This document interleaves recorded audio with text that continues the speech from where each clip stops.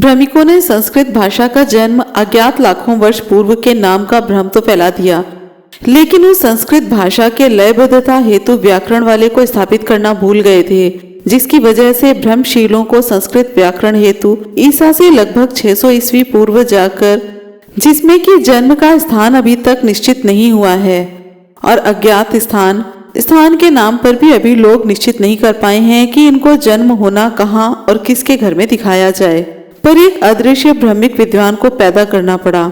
इसी वजह से पाणिनि ने संस्कृत व्याकरण में अष्टाध्यायी महर्षि संग्रहालय द्वारा रचित संस्कृत व्याकरण का एक अत्यंत प्राचीन ग्रंथ लिखा था, जिसमें 8 अध्याय हैं। प्रत्येक अध्याय में 4 पद हैं और प्रत्येक पद में 38 से 220 तक सूत्र हैं। इस प्रकार अष्टाध्यायी में 8 अध्याय, 32 पद और सब मिलाकर लगभग 4000 सूत्र हैं। लेकिन पाणिनि द्वारा लिखा हुआ वह अष्टाध्यायी संस्कृत व्याकरण ग्रंथ आज तक किसी खुदाई से नहीं मिला है। पता नहीं भ्रमिकों को कौन से सूक्ष्मदर्शी यंत्र से पाणिनि द्वारा लिखित अष्टाध्यायी पुस्तक दिख गई और उस पुस्तक के अंदर की लिखी हुई ज्ञान की जानकारी मिल गई। मध्य प्रदेश के सतना जिला में भरहुत स्थान से एक शिलापट्ट मिला है, जिसको देखकर भ्रमशीलों द्वारा आज पाणिनि को सत्यापित किया जा रहा है। आप सभी शिलापट्ट को गौर से देखें। सही में यह अगर पाणिनि का शिलापट्ट है तो उसने अपने शिलापट्ट में धम्म लिपि द्वारा यव मांजकयम जातक क्यों लिखा है? अभिलेख पर इस लेखनी से तो यही कहा जा सकता है, या तो यह पाणिनि अभिलेख नहीं है या तथाकथित कलम कसाईयों द्वारा अभी तक पाणिनि के नाम पर चली भाषा को संस्कृत बनाकर लोगों को झांसा दिया जा रहा है। सबसे बड़ी बात है कि आज तक ब्रह्मवादियों को पाणिनि का जन्म स्थान और जन्म समय की जानकारी नहीं है, फिर भी सभी के लोगों के बीच पाणिनि और उसके द्वारा विकसित संस्कृत का होना बताते रहते हैं। यह चित्रकारी की हुई शिलापट्ट भरहुत में खुदाई से मिली है। इस चित्र को देखकर वेदवाणी वितान प्राच्य विद्या शोध संस्थान के निदेशक सुधुम्न आचार्य ने इसे संग्रहालय और वर रुचि से जुड़ी कहानी का हिस्सा माना है। अब कैसे हिस्सा माना है इसके बारे में कुछ नहीं लिखा है। एक बात और, धम्म लिपि जिसे आज साहित्यिक भाषा के रूप में प्राकृतिक लिपि या ब्रह्मी लिपि कहा जाता है, इसमें वर्णमाला द्वारा वैदिक संस्कृत कभी नहीं लिखी जा सकती, क्योंकि वैदिक संस्कृत में चंद्र बिंदु, हलंत, विसर्ग और सबसे ज्यादा वर्णमाला शब्द हैं, जो कि धम्म लिपि की वर्णमाला में ऐसे स्वर व्यंजन नहीं है। दूसरी सबसे अहम बात यह है कि धम्म लिपि की वर्णमाला में जब री स्वर है नहीं तो उस स्वर में संस्कृत का क्री कैसे लिखा जाएगा? धम्म लिपि की वर्णमाला द्वारा कभी भी वैदिक भाषा या पुराण की भाषा संस्कृत का लेखन या वाचन नहीं हो सकता। ब्रह्म भाट के वंशज लोग जिस काल में पाणिनि को स्थापित करने में लगे हैं, उस समय मध्य भारत में 16 महाजनपद का उल्लेख मिलता है। इन महाजनपदों का नाम क्रमशः इस प्रकार है: मगध, अंग, वज्जी, मल, काशी, कौशल, कुरु, गांधार, कंबोज, अवंती, चेदी, अस्माक, मत्स्य, पांचाल, सुरसेन, वत्स्य। जिसमें बिंबिसार का शासन मगध और अंग पर था। उन सभी महाजनपद की अपनी मुद्रा होती थी, जो कि आज उत्खनन में मिली है। उस मुद्रा को पंचमार्क की मुद्रा बोला जाता है। उन सभी पंचमार्क की मुद्राओं पर उस समय की लिपि द्वारा सांकेतिक तौर पर महाजनपद पद के नाम का पहला अक्षर या उस महाजनपद के प्रमुख व्यक्ति का नाम का एक अक्षर अंकित मिलता है। उस अंकित अक्षर को आज कोई भी देख व साथ में पढ़ भी सकता है, क्योंकि वह अंकित अक्षर धम्म लिपि में है। उत्खनन से प्राप्त पंचमार्क की मुद्राओं में से कुछ मुद्राओं पर बड़ी ही विशिष्ट निशान व पहचान मिली है।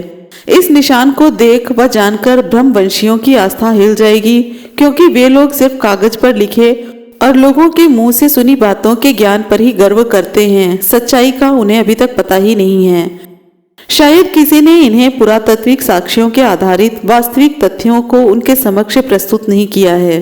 इसी कारण आज तक इन निशानों पर ब्रह्मवंशी लोग अपना पुश्तैनी दावा ठोकते आ रहे हैं। ऐसे ही एक पंचमार्क की मुद्रा पर एक साथ बोधि वृक्ष, चैत्य और स्वास्तिक का निशान बना है। अब यह तो पता ही है कि चैत्य और बोधि वृक्ष की संस्कृति के वाहक हैं। यानी स्वास्तिक निशान भी सम्यक संस्कृति का निशान व पहचान है। सम्यक संस्कृति में जब तथागत बुद्ध की मूर्ति बनने की परंपरा नहीं थी, उस समय बोध गया में पहली बार सम्राट अशोक ने बोधि वृक्ष के नीचे भगवान बुद्ध का पद निशान यानी कि सिरिपाद बनाया था। आज वैसे अनेक सिरिपाद मिले हैं जिस पर स्वास्तिक, धम्मचक्र, त्रिरत्न का निशान देखने को मिलेगा। ये सिरिपाद स्वात घाटी से मिला है, जिस सिरिपाद पर खरोष्टी लिपि में बोधासा साका मुनिसा लिखा हुआ है। आज अगर इस सिरिपाद पर साका मुनिसा नाम नहीं लिखा होता तो आज के कलम कसाई लोग इस सिरिपाद पर अपनी पुरखों की दावेदारी करते हुए भ्रम का पुलिंदा बनाते रहते। पाणिनि के नाम पर वासुदेव शरण अग्रवाल ने 1954 ईस्वी में पाणिनि कालीन भारतवर्ष के नाम से एक पुस्तक लिखी है, जिसमें अध्याय 3 सामाजिक जीवन पर है। उस सामाजिक जीवन में परिच्छेद 1 वर्ण और जाति विषय पर लिखा गया है, जिसमें अग्रवाल लिखते हैं कि पाणिनि काल समाज की मूल भित्ति वर्ण और आश्रम की व्यवस्था थी। ब्राह्मण, क्षत्रिय, वैश्य और शूद्र, इन चारों का वर्णों का उल्लेख अष्टाध्यायी में हुआ है। आखिर ये सब पाणिनि ने कहाँ लिखा और ये सब विद्वान कहाँ से पढ़ लिए? क्या किसी ने ईसा पूर्व मिले किसी अभिलेख में वर्ण जाति का वर्णन देखा है? सम्राट हर्यक वंश के बाद सम्राट नाग वंश, सम्राट नंद वंश और सम्राट मौर्य वंश का शासन आता है। मौर्य वंश के संस्थापक में महान चंद्रगुप्त का नाम बड़े ही आदर के साथ लिया जाता है, क्योंकि इनकी वीरता के आगे देसी तो देसी, विदेशी सूरमा भोपाली भी पानी पीते थे। इस देश के इतिहास में यह भूतो न भविष्यतो वाली घटना है। किताबों में कोई कितना भी गाल बजाते हुए अपना बखान कर ले, लेकिन सच्चाई को कोई छिपा नहीं सकता है। आज देश के अंदर वीरता पर 2 प्रकार की जानकारी प्रचारित है, जिसमें पहली जानकारी भीम की लाठी या 400 किलो का कवच कुंडल बोलकर बहादुरी का बखान किया जाता है, तो वहीं दूसरी वीरता की जानकारी चंद्रगुप्त मौर्य की वीरता की दी जाती है। अब इन दोनों जानकारियों में बहुत बड़ा फासला है। वीरता की पहली कहानी सिर्फ देश के अंदर के लोगों को बताई जाती है, तो वहीं वीरता की दूसरी कहानी देश विदेश में सभी लोगों को बताई जाती है। बात यह है कि भारत में हर जानकारी को देशी और विदेशी हेतु अलग अलग बनाकर रखा गया है।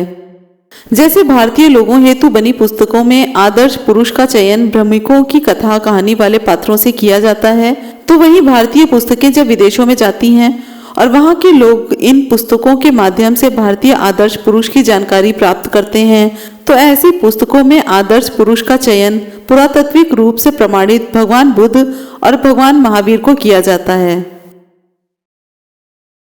आज हमने देखा कि बौद्ध काल के पाणिनि और ब्राह्मणवाद के पाणिनि में क्या अंतर है। इसी तरह की और भी वीडियो लेकर फिर से जल्दी हाजिर होंगे। वीडियो पसंद आई हो तो लाइक, कमेंट, शेयर करें और चैनल को सब्सक्राइब करें। फिर मिलेंगे अगले वीडियो में। जय भीम, नमो बुद्धाय, जय संविधान।